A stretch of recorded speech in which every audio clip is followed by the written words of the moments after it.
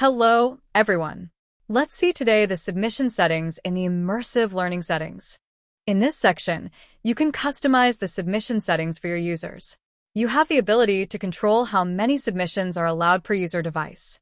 For example, if you set it to 10, each device will be limited to 10 submissions. You can also specify the time interval before users can submit again.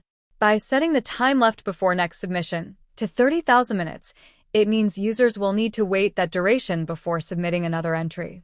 Additionally, there's an option to allow certain phone numbers to bypass this time limit.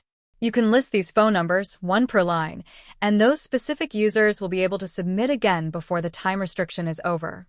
This provides flexibility in controlling submissions while allowing exceptions for specific users. Thanks for watching, and don't forget to like, subscribe, and stay tuned for more tutorials.